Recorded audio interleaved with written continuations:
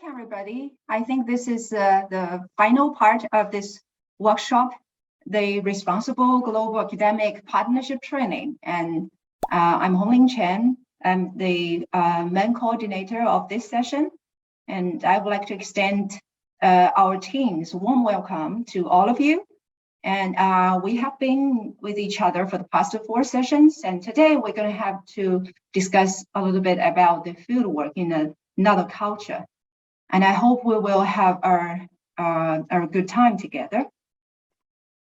So in this session, we're going to talk about the fieldwork in another culture, and also the experience that that maybe each one of you have.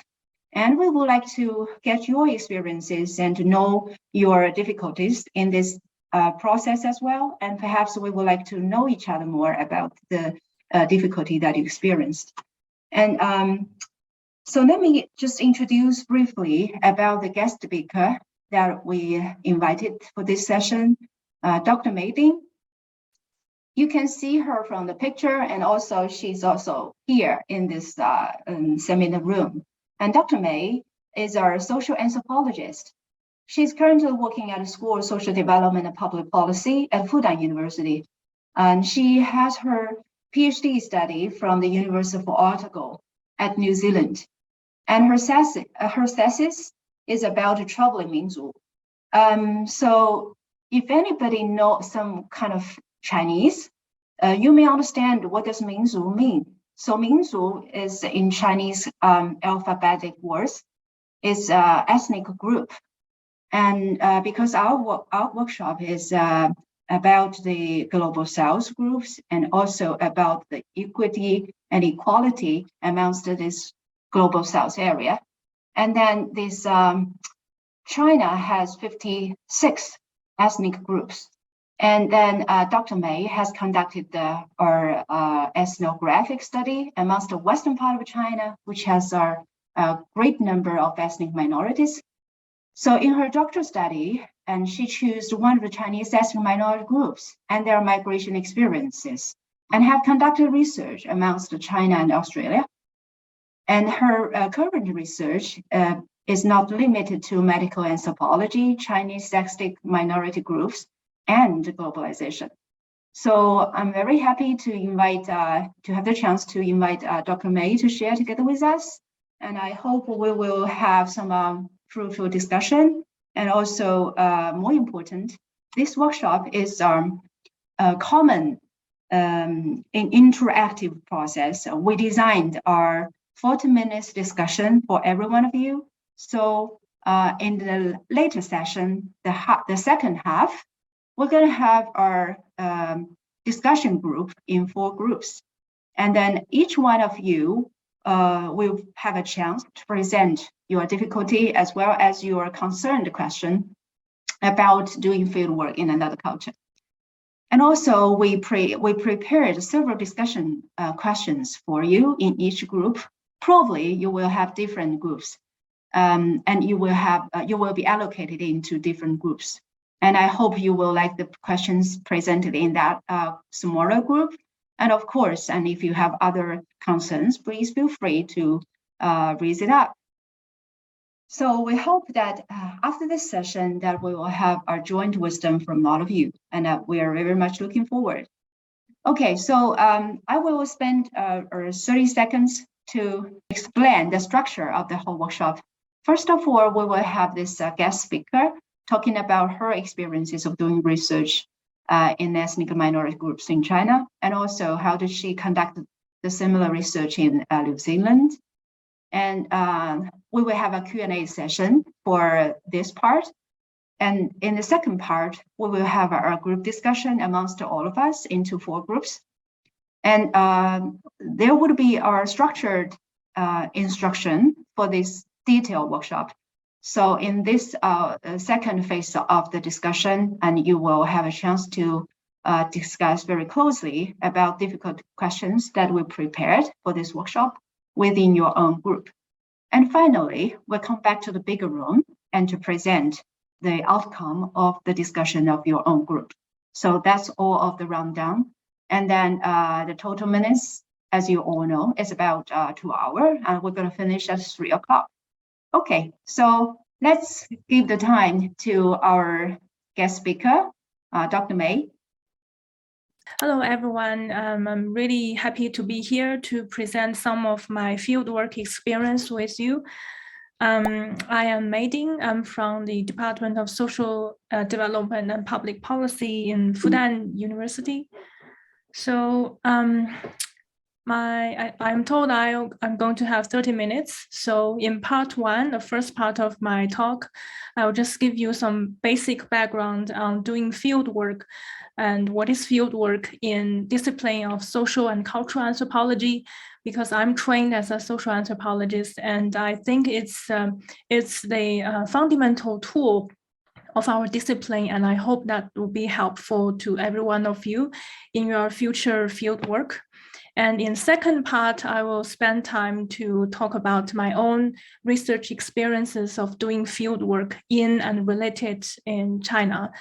So I just chose two projects. If I have time, I will talk each of them, but maybe the time is not enough. I will just focus on the first one, that I will discuss one of China's Muslim ethnic minority and their business and their traveling story between Tibetan Plateau and Shanghai, that's the people doing their small business in over there. If I have time, I will discuss my second project, which is my current research on the Mongolian bone setting and medicine. Okay, so what is field work, and where is the field? So in history of anthropology, it's not always like we did today, that everyone goes to field to live with people to study the language. So before the early 20th century, that most of the social anthropologists conducted their field work based on written documents like travel diaries and travel memos brought back from missionaries, from travelers. So many of the social anthropologists' work before the early 20th century were written based on these second-hand stories, like the famous E.B. Taylor. So he wrote his book on primitive culture based on those stories and the data in the diaries. But starting from the 1930s, in the early 20th century, the social anthropologist trained in Britain, Malinowski, and he started to promote a very different mode of doing field work. So he traveled to today's Papua New Guinea and did extensive field work in one of the islands in Papua New Guinea. So this is the picture on the bottom right is the picture, the portrait of Malinowski, who's in the center, this man in the center, and he's among this Western Pacific indigenous people over there. So from this picture, we can see that we can have an idea of how anthropologists doing field work in real life, that he or she has to stay over there for extensive time period to learn their languages and to live with them, to learn about their cultural custom, their concern, their social issues, and so on. But the picture is very disturbing, as I said at the beginning, because you can see that Malinowski is the only man, right? The only white person sitting in the middle of the indigenous environment. So that is also the later critiques to Malinowski by many of the anthropologists, and also towards his work, that although he wrote a great book on the life extensively about the life of this particular island, but he didn't really consider his own position and how he get into the field site to do his field work in what social and political environment, because At the time, the Papua New Guinea was affiliated with the British Empire, was a colony of the empire. And Malinowski, the reason he was able to travel to this particular place and able to do research was also because of this colonial history, but he didn't really reflected on that. So because of, he kind of took off his own background and his own position out of the story. He portrayed a story like a static, integrated holism, the holistic life of the indigenous people in this Papua New Guinea island. So that is a problem of Malinowski's work, and so field work. So he wrote extensively as one of the earliest anthropology to introduce how to conduct professional field work as anthropologists in a field.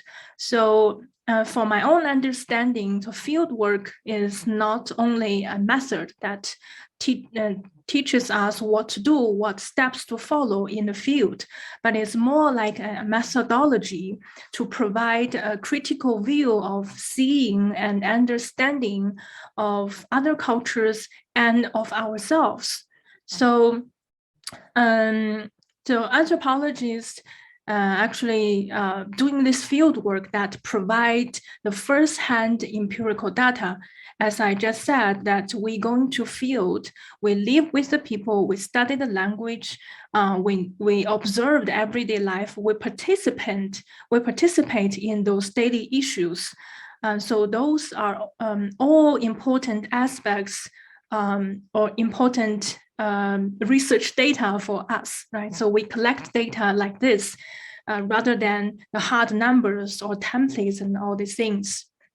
So when we go into field and to do the field work, then immediately we have at least two point of views involved in the field, right? So one is the researcher's point of view, right? As an outsider, as a researcher, our point of view. And also we will encounter the insider's point of view, like what the why people in this particular society, in this particular group think in a way, think in their own way, like why the things works in this particular way for them. How do they understanding certain issues rather than impose our own understanding, our own questions, our own judgment towards what has happened in the field. So this is really what concerns about anthropologists' field work, that we try to think over ethnocentrism, right? We have to be critical about ethnocentrism. We really have to put ourselves in the shoes of the people we study and to understand the whole issue from their point of view. Although this is very difficult to do, right? Very difficult because every one of us come from very different cultural, ethnic, social class background that makes us that shapes us, that we cannot totally abandon all these issues in the field work.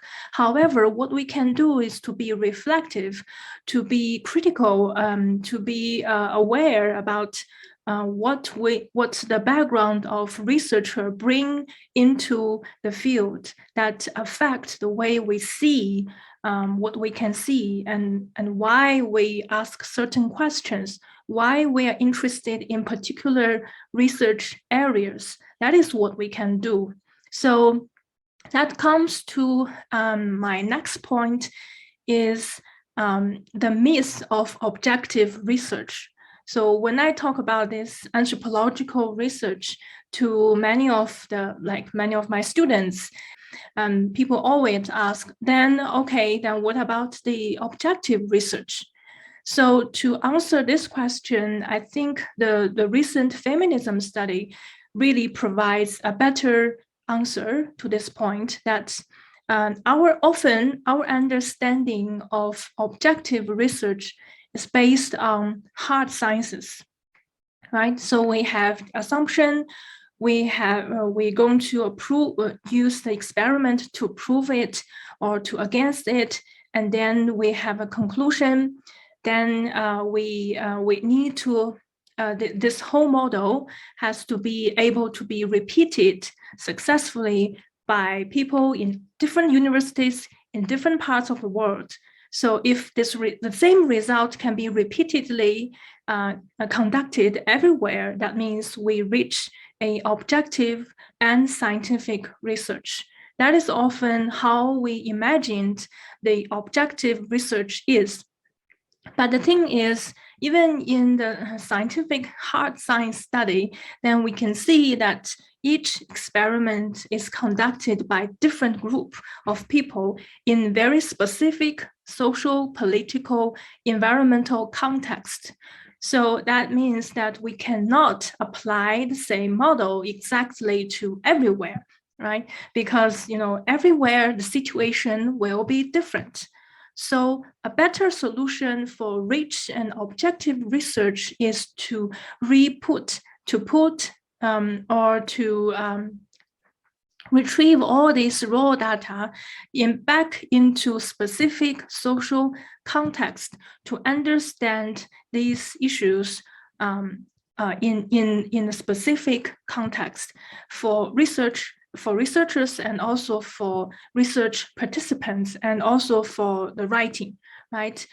So that is how and why you often find even we're all anthropologists, we go to the same field sites. However, we may observe very different story, although we interview the same group of people or we stay with the same group of people, we may come to a very different conclusion. We may see very different pictures.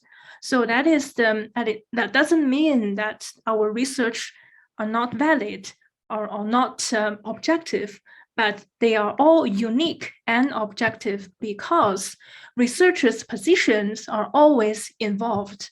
Because where we are from, the social class of the researchers, the gender, and also the ethnicity of the researchers are different. That all impact what we can see and how people will establish what kind of research relationship with us, what stories they will tell us.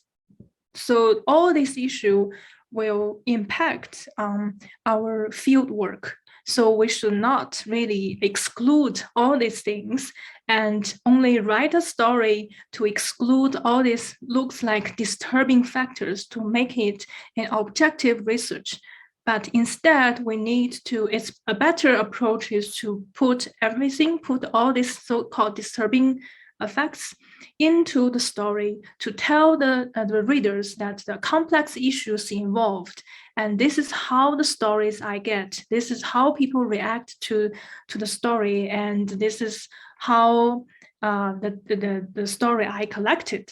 Right, so the process of the research, the process of the field work needs to be in the final version of our writing. So the readers will understand the context in order to understand the stories that we present.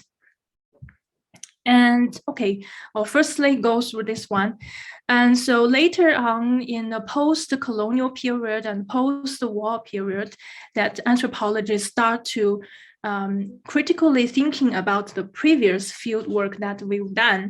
So before the 1960s, so most of the field work were done in remote island, in third world country, and in indigenous places, in very remote places. But then the anthropologists in 1970s and 1980s start to think that well, these are the important experiences that as anthropologists we had. But how about now we focus on those power centers that, for example, in Europe and in North America, where the knowledge production really happens, right? Most of the anthropologists were trained in these places, and they were sent to different other play in like third world or developing countries to do research. So now what about in the center of these knowledge productions? So what about in urban areas? The power center has never been challenged. So many of the researchers start to move the field site from, for example, Amazon area, from the African places to the laboratory in North America, following the scientists, following the engineers, following the doctors to unpack the black box of this power center and to see what's going on there. Well, they're actually using the same strategies they have been developed in working on the Pacific Island, on Sudan, on those indigenous people. They're using the same tools to unpack the problems that we never thought about of the so-called modern science. And for example, medicines, especially biomedicines. So this new field site is to understand how knowledge is produced in those power center and how fact is made and how power is constructed. And the purpose is to challenge the powerful common sense that we have. For example, what is kinship, family, gender, race? So all these things we know they are problematic and they are socially constructed, but how they are produced. If sciences and medicines and medical sciences are involved in those knowledge production process, then it makes us very difficult to challenge them, right? If we don't know how they are produced, we only know the results, then it's very difficult to challenge it. And most of us will accept it as it is because it's science. And because science often portray themselves as nothing to do with culture, but that itself is a culture, right? So that is what that's the latest anthropology fieldwork wants to address and study. So this is a change and transformation between Malinowski's time and now. So, okay. Now I'll move to my own research to share some of my experience in doing fieldwork in China. So between 2015 and 2017, I conducted the fieldwork in Shanghai and with a particular migrants group who are known as the Salars. So the research question at the time I was interested is the citizenship of the Salar. And the field site was in the halal noodle houses in Shanghai. So in 2015, there were about 5,000 of those noodle houses in Shanghai, many of them. However, due to Shanghai's municipal regulations and the change of the land regulations, so many of those small businesses have problems with the land issue, and many of them have to be shut down. So I think in 2017 and 2018, they were reduced to 2,500 of them, but still many of them.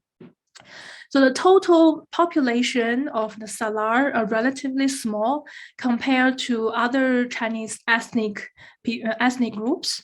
So they are 130,000, around 130,000 of them in total, and among every four of them, on every five people of one of the four salars, or one of the every five salars are involved in noodle house businesses in Shanghai so far.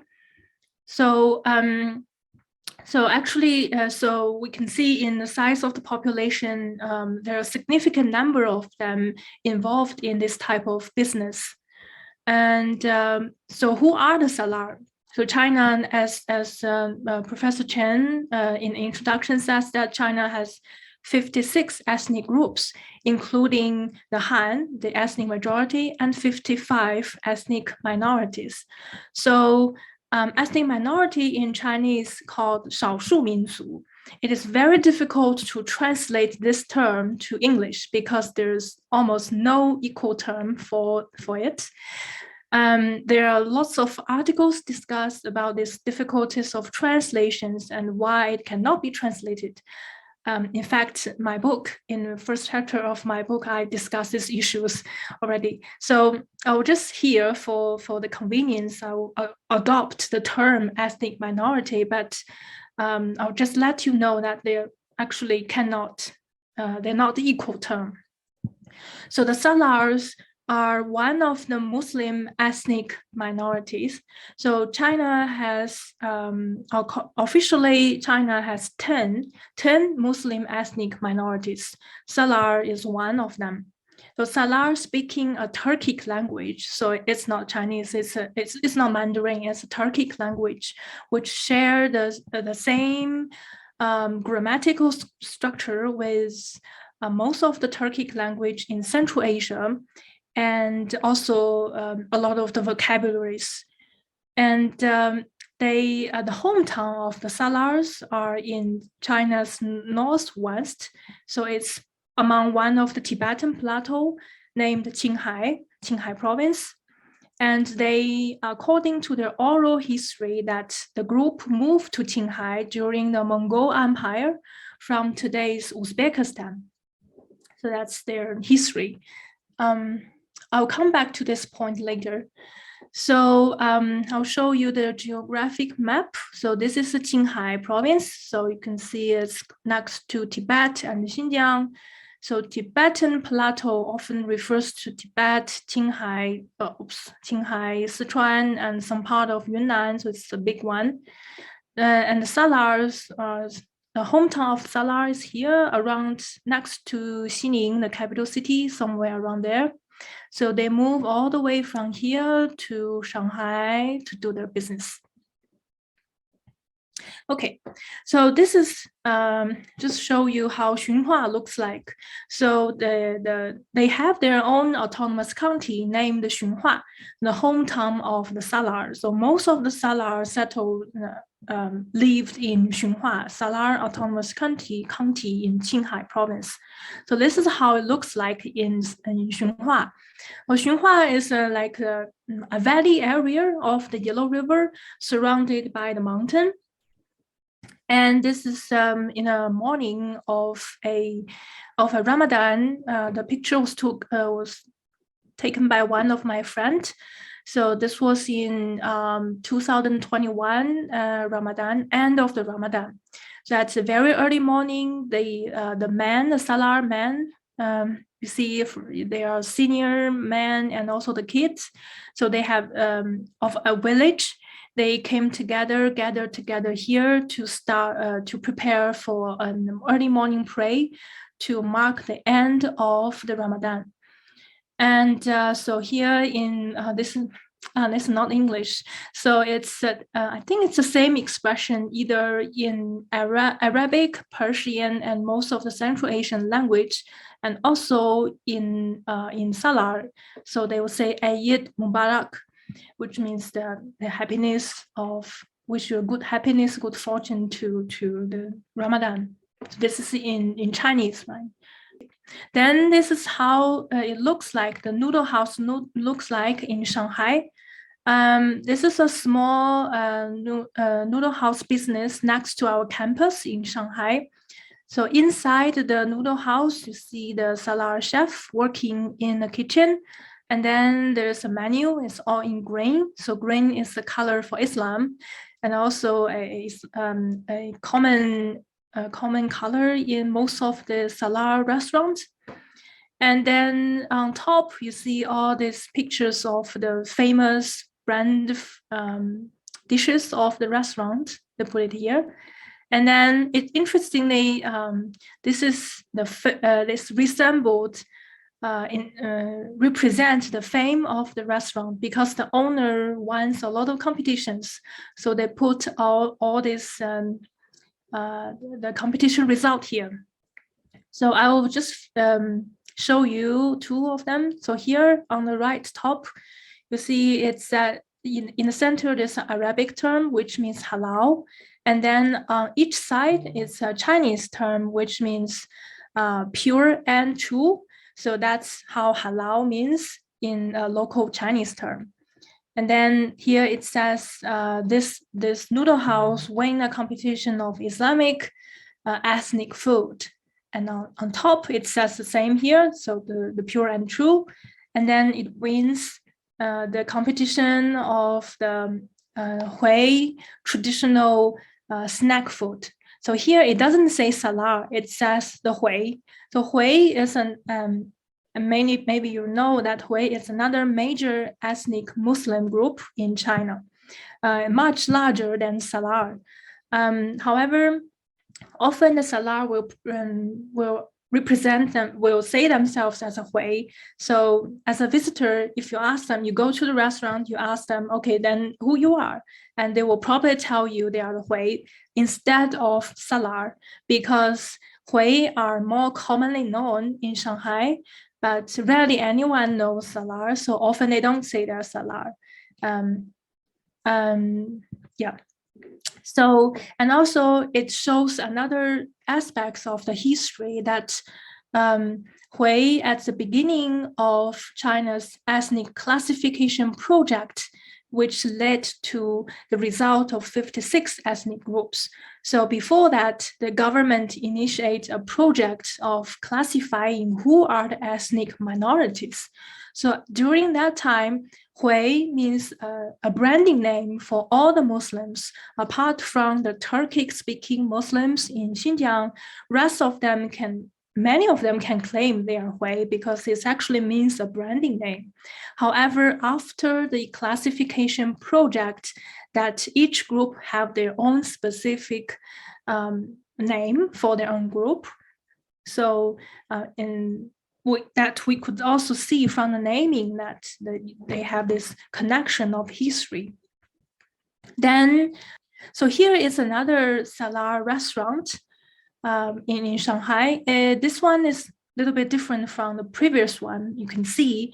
So this is more like a more traditional Salar noodle house, how it looks like in Shanghai. It's more like a traditional one. But this one is a modern one. It only opened in 2019, just before the COVID started in 2019. And this one is located in one of the major shopping malls in Pudong of Shanghai's CBD area. And it's interesting, they have this very interesting advertisement here. So it has a big board here, and you could see on the right top, it's very familiar, right? The green sign of the halal, which is Qingzhen, the pure and true. So that symbolizes the Islamic culture and Muslim food of this particular place. And then in the center, you have Salar, home of Salar. So in Chinese, it says the same. So it says the home of Salar. So the home of Salar is a branding name. So some of the Salar entrepreneurs join this brand, not for free. This brand is actually promoted by the local government of the Qinghai. So Qinghai local government started a project of trying to promote the local economy by by encouraging those salars to migrate to Shanghai to do the business, because most of them will send a large amount of remittances back home that forms a big local income for the Qinghai government. So that's why they initiate those small funding to encourage those entrepreneurs to sustain their business in Shanghai in order to be able to continuously send back remittances back home. So this shop is a member of this brand, Home of the Salar, and they have access to the small fundings of the government. And then The other thing I would like you to be noticed is the color difference. So you see the Islam is represented by green, right? You see halal, and here like a shape of the mosque, and then here home of the Salar are written in green. However, the rest of them are all in red. And for those of you who are familiar with China, red is the symbol color of Chinese culture, right? So, and red really represents prosperity, good fortune, and loyalty to the nation, right? So it's a very important color of China. So rest of them are all written in red color. So here it says to promote the Salar ethnic food culture, to show the ethnic spirit. And down there you have the camel, right? You see the people travel with the camel in the desert. So this has the connection with the Salar's history, right? So the Salar do not have the written language, so they preserve their stories and history from the oral history, oral stories. So in my fieldwork, I collected all this historical and ethnic origin from the people I studied. So they told me the story of where they're from. So this picture is about where the Salars are from, and it's closely connected to their sense of being Chinese and their sense of Chinese citizenship. So it's very interesting that it's not like where you stay and you have the citizenship of that country, then you are the citizen of that place. So for many of the group, like the Salars, who have this long history of migration, they will interpret or understanding the Chinese citizenship in a different way, which is closely connected with the Central Asian part. So, and the story goes like there are two Salar ancestors who lived in today's Uzbekistan. So one day, one of the ancestors had a dream. So in the dream, God, Allah, came to this ancestor's dream and says, you should go for travel with your villagers, and to carry the Holy Quran, and to carry to bring the white camel in your village, and then the white camel will lead your way to your designated place of your future. So you should go with the Quran and the camel to travel on your way. So next day, when this ancestor wake up, and he told the story to his friends, to the villagers, and then next day they started their trip. So they traveled all the way from today's Uzbekistan to Central Asia, from Xinjiang, and then eventually they stopped at the place of Xunhua, where they stay today. So in Xunhua, this white camel stopped. And then people find it surprisingly and amazingly find that the water and the soil of this place that the camel stops resemble exactly the same that in a dream the god told the ancestor. So the ancestor of Salar know this is the place for the Salars, and this is the destination for them. So then the whole group stayed, settled, and this become their homeland. And so the reason that people told me the story, I can see that it is not only about where they were from originally or the history, but it's always connected with current, right? With current situation, with who they are and how they understanding of being Chineseness.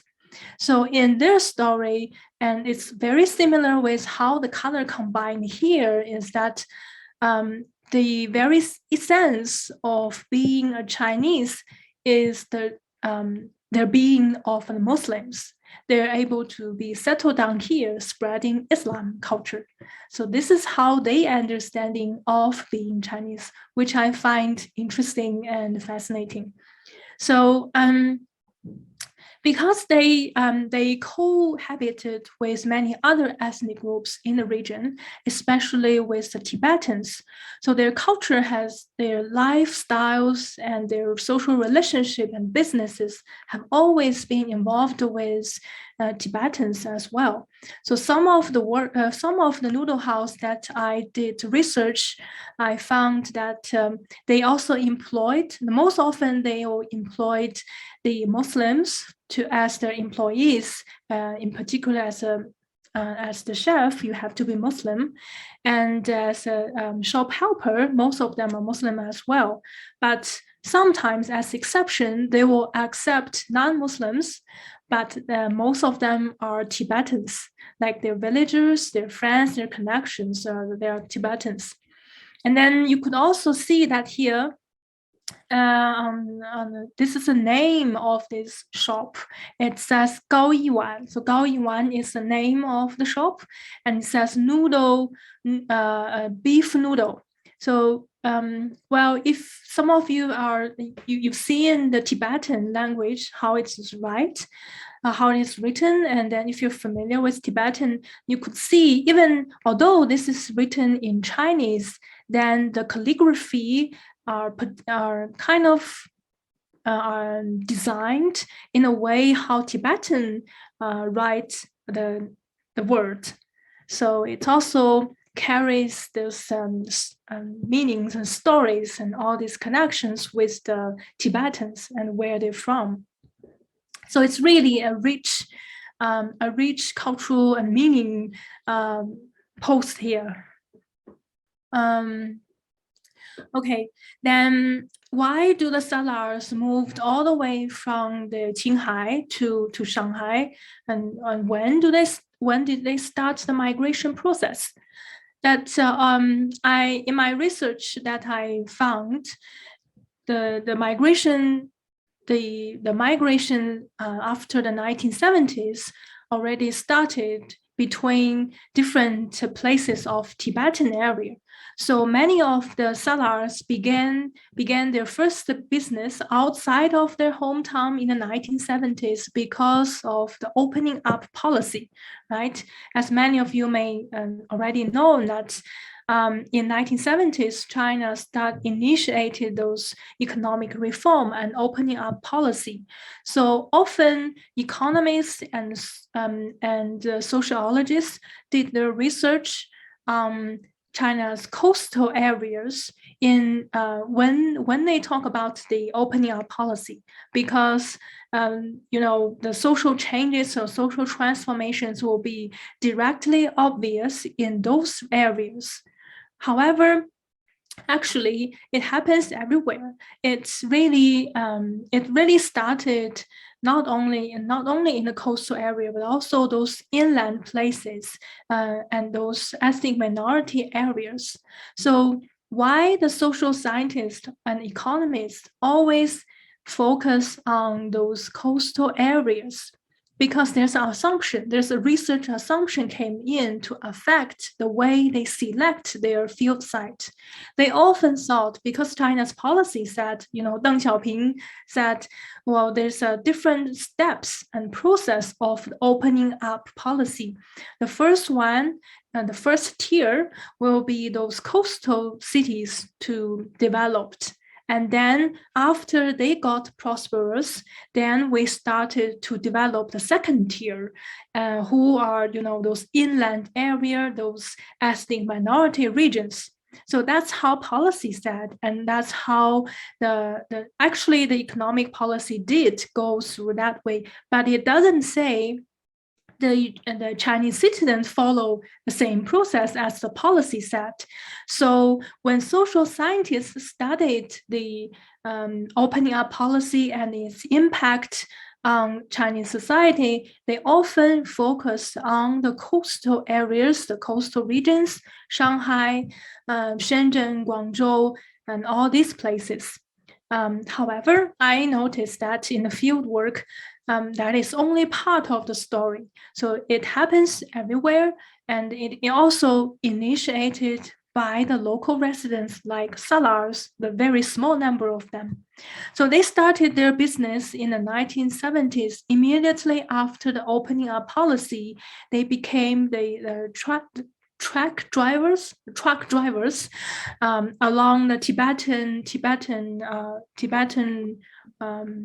Tibetan areas between Qinghai and Tibet, Sichuan and Tibet, to do this logistic work for them.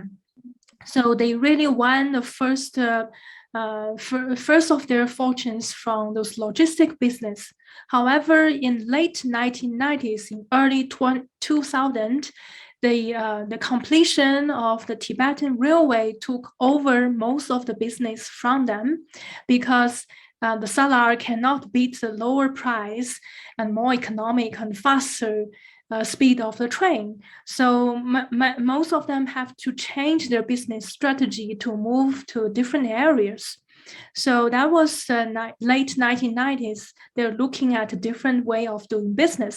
Then they found out that before their migration to Shanghai, there are co-ethnic groups, the Hui that I mentioned earlier. The Hui, many of their friends are Hui, and their families' connections are Hui. So those Hui started their business in Shanghai, Fujian, and in Guangdong as the small shop owners, like the Muslim food shop in those areas. So the salars thought, okay, maybe we can do the same as our friends. So they, through those connections, ethnic Muslim connections, many of them move to Shanghai, to Fujian, to Shenzhen to start their own food business over there in late 1990s and early 2000s. That is how they start their business in Shanghai. So they did really contribute a lot to Shanghai society and Shanghai's economy, although they are often be classified as unofficial business, unofficial economy. And then they did really make a big difference for Shanghai's society and cultural environment, because Shanghai is starting to grow to be a very cosmopolitan city, but as itself, it cannot provide all its services and food for international communities, right? So they cannot really design specially for halal food. But those salars who set up extensive network of Muslim food really feed in the need for many international students, entrepreneurs, visitors, to fulfill their daily needs. And sometimes they can provide at a time, right? In 2000, they are able to provide, for example, a place for prayer, place for information, feeling of safety, feeling of home and friendliness. Then they did a lot of contribution to Shanghai. However, they encounter those stigmas and struggles, as for example, the absence of the local household registration, and they most of them do not have health and medical insurance coverage by the local government, and their children are not able to access to local education, because many of them have been migrated to Shanghai and stay there for more than 20 years, and they already have a family, and their children are growing up in Shanghai, and parents do not want to be separated from their young children.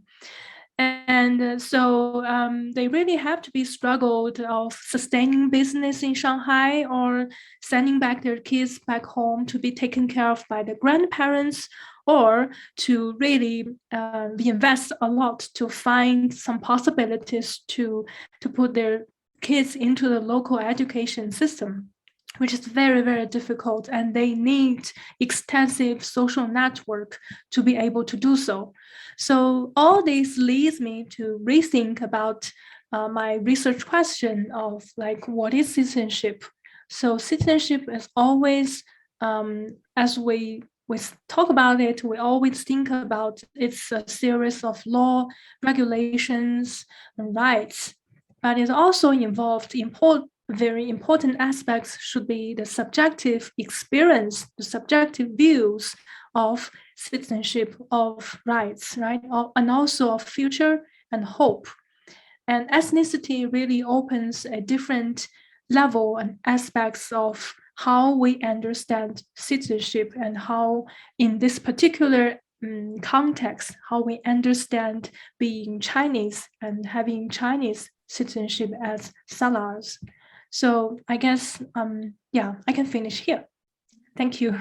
Thank you for listening. Okay, wonderful. That was such a lovely story. And I just, although I'm from China, I don't really know the difference between Sala and Hui. So now, thank you for this opening up.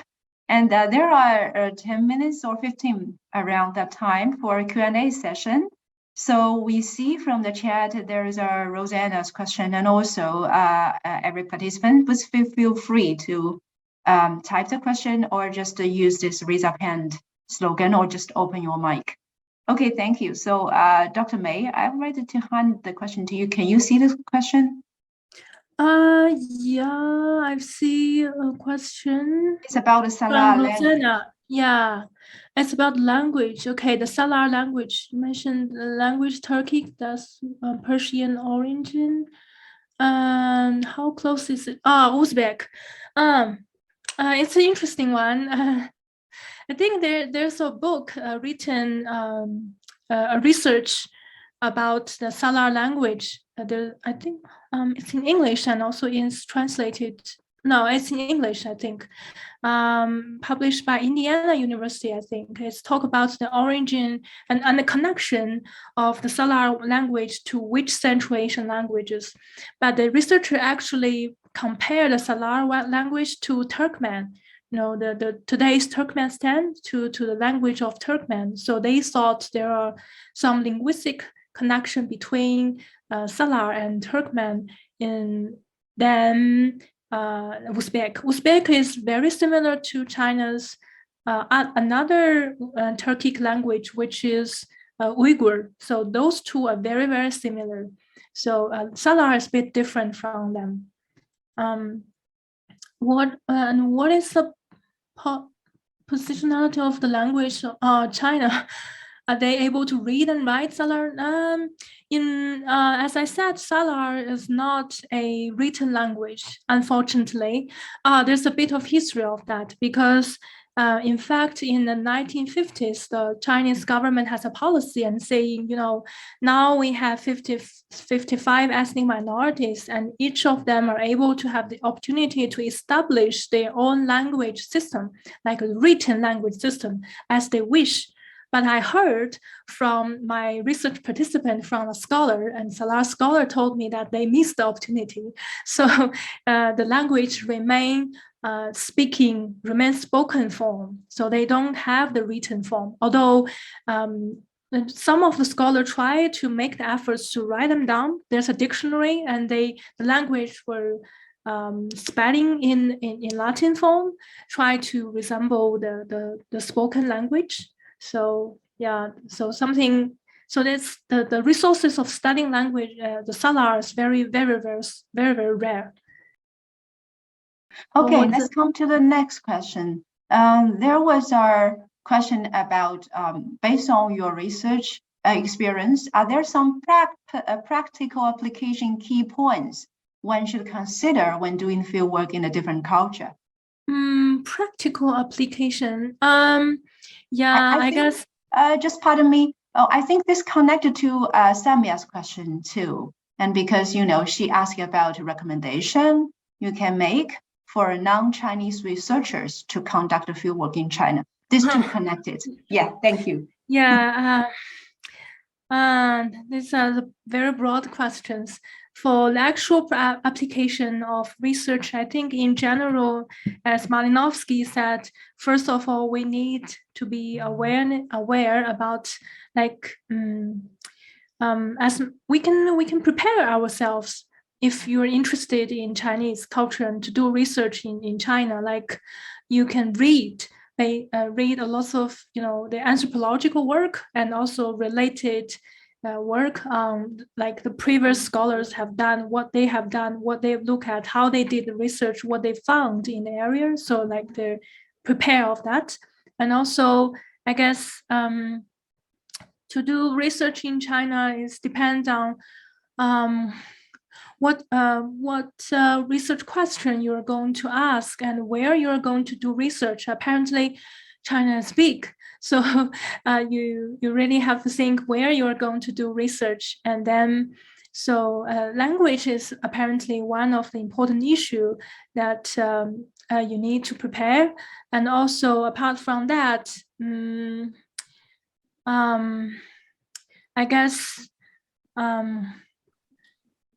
probably it might be easier for you to do a research if you can find or establish a connection with local university or local researchers on one way or another.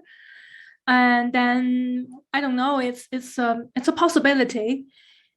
And yeah, I guess read a lot and prepare.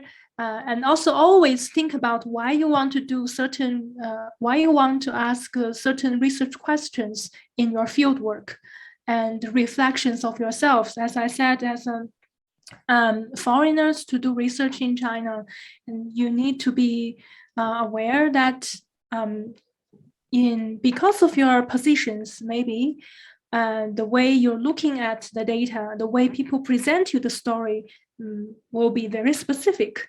So I guess that's, as anthropologists, we always have to be aware of, no matter you're foreigners or not, right? As a research outsiders, we always have to be like, self-reflected a lot. Yeah. Yeah. Thank you so much, Dr. May. And I think this recalls me about my experiences in China too, because when we are living in the cosmopolitan city of Shanghai, then actually we don't know much about the other side of China. Particularly, there are so many languages, and we probably didn't aware that some of languages has looking track in the history. And for example, like they don't have a written form, and then they only have oral language, and which should be cherished by the history and also by the diverse culture. Okay. So thank you for the wonderful lecture. And I think it is now time for us to go to this discussion room. And so everybody will have your own specific questions. And also, if you would like to present more questions, please do in this group. And now, shall I invite Eva to allocate us into the discussion room for 40 minutes, then we come back to the main room. Okay. Thank you for coming back, everybody. I know it is always limited time if we start a discussion, and I myself enjoyed very much in our group discussion. So now let's take turn for the group to share about this group wisdom in the process. Could I volunteer our group 4 to speak for group 4 first? So we. Amongst our group members, we nominate Victor to be our representative to share our group wisdom. So Victor, please. Yes, hello everybody. So we have only time for discussing the question 2. So if someone can exactly, it was something like what the things that you need to do when working in a project in another culture, so the project ends up going smoothly, something like that it was. So we figured out some things that we could do, and some characteristics that need to possibly we needed to put there to so it goes well. And I wrote some, and my colleagues Mary, Ian, Su, yeah, and Honglin and Lisa also said something. So I would start integration and adaptation. We from our side, understanding and bidirectional contribution and respect. And I also wrote fair allocation of their resources.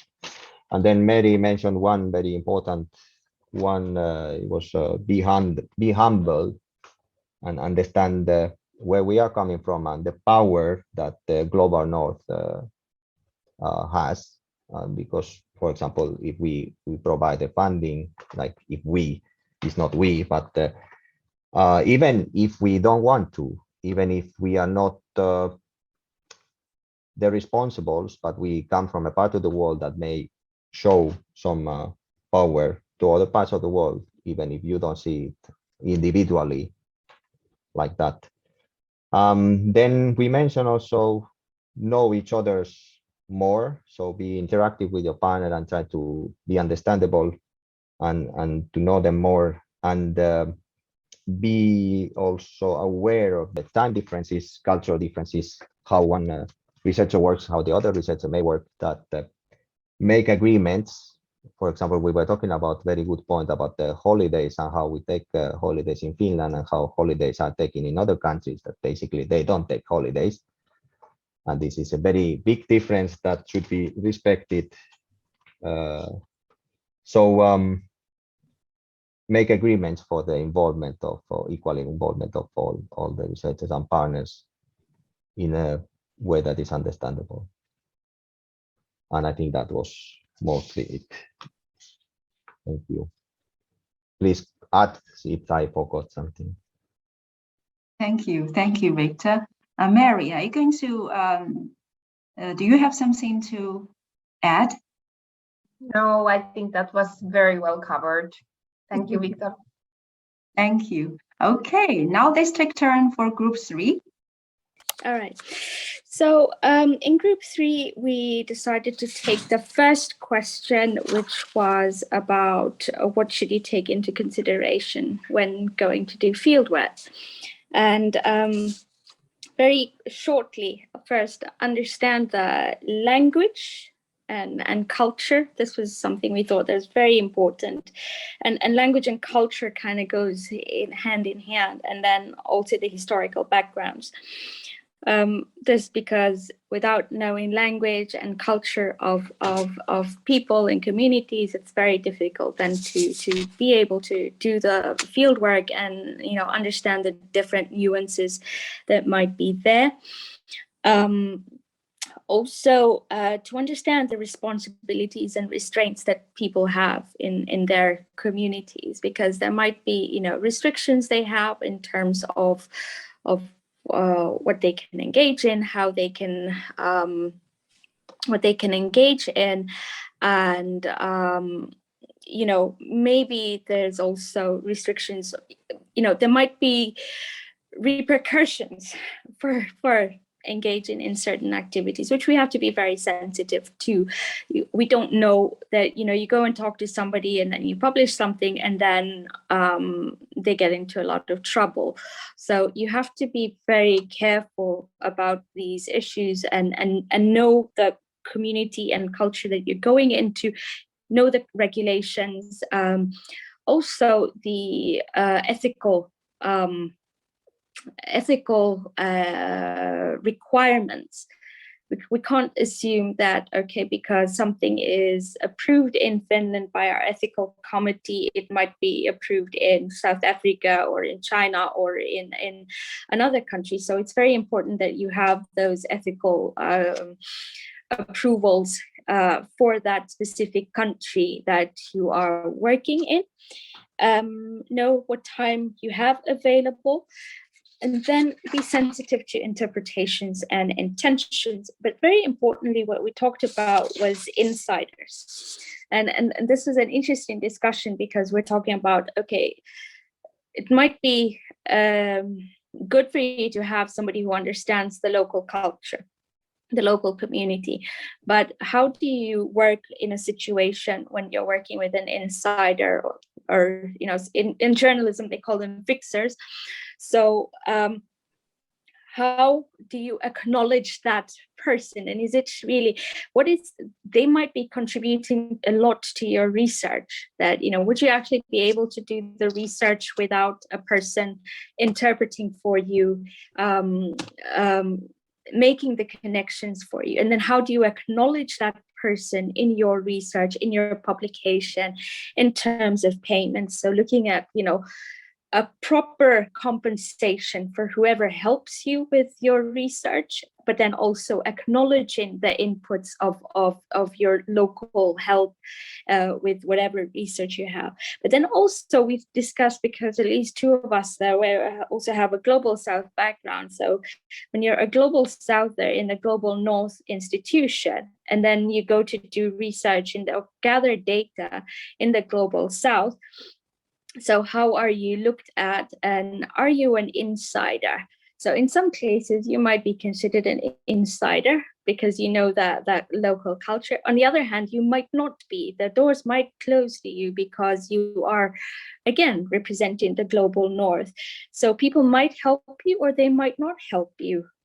So there is that thing. But then really important, especially in the Global North, that we tend to forget that when we send our researchers from Global South researchers based in the Global North and send them to the Global South to gather data, that we imagine we don't need permissions necessary for the Global South. And so this is something that we also see a little bit as problematic, that we can't choose Global Southers in the Global North as insiders without still following regulations in the Global South.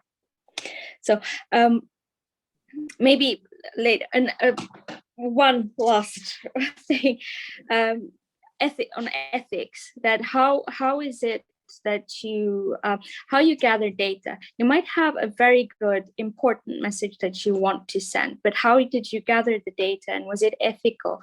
So you might have insiders who open the doors for you, but then that was still an unethical thing to do. An example, very concrete example that happened here in Finland was the photographer Meri Koltaniemi basically was campaigning against FGM, went to Kenya, gathered photographs of women being circumcised in a Maasai community. She'd never have gotten those photographs unless somebody opened the door, but those doors are never open even for local people. These are ceremonies that are never seen. So she delivered an important message, but would we have ever seen a white woman in such a situation in a Finnish major newspaper in a New York gallery? So this is just an example of what we discussed. Thank you so much for Group 3. Now, good job. Let's move to Group 2. Okay, thank you, Hang Ling. And I think a lot of the things that we also discussed were already said. We focused more on the second question in Group 2 around what can we learn from each other's experiences and from today's presentation in terms of future field work. And we started though, and I must say we had 3 field workers or experienced people with field work in very, very different contexts. But one of the things that they shared that really is a challenge that one needs to be aware of is that issue of language barriers and how important it is to really gain access into communities by being very aware which languages are spoken, and sometimes it's the same language but it's a very different dialect, and that can kind of like determine what kind of level of access you have. We also highlighted that some communities, apart from perhaps being more or less willing to let you in, that some communities are quite volatile and that they might be really marginalized in terms of for political or religious or economic reasons, and that creates higher levels of rejection for anyone to come in, and in even different kind of like barriers that researchers and field workers need to be aware of. We also touched on the fact that field work is really hard and requires a lot of effort on behalf of the people who are involved in it. And to some extent, if it's very complex and complicated and volatile scenarios, it can actually also really create all kinds of levels of discomfort for the people doing the research. So that's also a reflection not only on the communities and to who we go, but also what happens to us while we engage with communities. I think that was an important point as well. And then we also touched on power relations, and that we really, I think, Mei Ding, you used that word positionality in your presentation, to really understand that power relations affect the work that we do at very many different levels. So there can be power relation issues within the project team, between researchers and field workers, for example, if you have that kind of division of labor within the team, between the team and the communities, between the team and other stakeholders, government agencies, local leaders, etc. And then, of course, within the actual interview process, between the person that conducts the interview and the person that's being interviewed, there's also power relations. So they really happen at all different levels, and one needs to try and see how one can make sure that you at least balance it as much as you can, and that starts with awareness. And then perhaps 3 things that we can share that we thought from all the experience that was discussed in the group that kind of like can maybe point into recommendations or ideas or sharing of good practice. One thing that all 3 participants were really clear about is that it's important to create awareness in the community about your work, if possible, even in advance. We also highlighted the challenge that many researchers have, that research is quite fast-paced and that you don't have the luxury of time to go and spend months and months and months of meeting people and creating a buy-in and getting to know one another. But as much as possible, one needs to reach out. And some of the groups that were mentioned was mostly community leaders, first and foremost, to kind of like open and help create access to communities, and depending on which community we are dealing with, these can be religious leaders, social leaders, youth leaders, all kinds of different groups that one can try and engage to see if they can support the research. Another element that is very closely linked to that is building networks with communities. I think, Rosanna, you also used the word insiders, and also really to make sure that you communicate about your research, and this links to language in the local language, perhaps with an English translation, and really share information about what exactly is to be expected from this research and from the engagement with researchers. So that is something that is really important. And then as a third point, wherever possible, to create opportunities for participatory or adopt participatory approaches. One of the things that we discussed as a challenge is that very often the research questions are not posed by the community itself, but they come from outside. They are posed by the researcher, or maybe it's a governmental initiative to say we are now interested in, seeing one of the examples that was shared was environmental impact, environmental degradation. We want to know what the water quality is like, how waste management is being done, etc. And so sometimes these research questions, or quite often these research questions, are not posed by the actual community. And so one needs to see if sometimes there is a kind of like a translation exercise between the research question and how you present your research question to the community, to kind of like make it more, make it easier for them to connect and to understand what's the relevance of it. I think those were some of the things. Just as about we wanted to do a summary, we were called back, but I hope that I didn't misrepresent the conversations. If I did, please, everybody who was in the group, add on to what I've just said. Thank you. Okay. Thank you. That's a wonderful points. There are so many details. Thank you for the fruitful discussion. Now, the first group, we probably only have 2 minutes for you. Yeah, so we focused on discussing about our own experiences from fieldwork. And one of the topics or challenges we touched on was working in multiple languages when you do fieldwork in one language and document it in another language, and the research team discusses in a third language. And I think we could all agree that there's no one size fits all solution to this, because it's probably best to work with the locals in a local language so that the research becomes less disturbing in the community. But then from the point of view of analysis we do within the research team, the problem is that how do things not get lost in translation, and we thought that maybe you can take this into consideration when you think of the methods, like to find ways to capture things that don't just are not only dependent on the language. Okay, so yeah, thank you. Is that for the group 1, the language issue? Well, yeah, that's, I guess, the main issue. Okay, thank you so much. And I think that, anybody would like to make any supplements, comment? Okay, I think everybody has participated actively in your group. And I would like to take this opportunity to thank all of you for your participation. And Eva, would you like to say a last word? Yes, sure. Yeah, thanks a lot, Hongling. I hope everybody you found this session very, very useful. I'm going to send the slide set after this and any other content that I get from the presenters, and also our feedback form. So it's the final session of this series, apart from one other session we are going to have on the 16th, but it's very, it's for a small group, and it's going to be for network, I think, coordinators or leads. But yeah, and that will be more about having a very open discussion about specific challenges that the networks could be facing in terms of establishing and having their partnerships.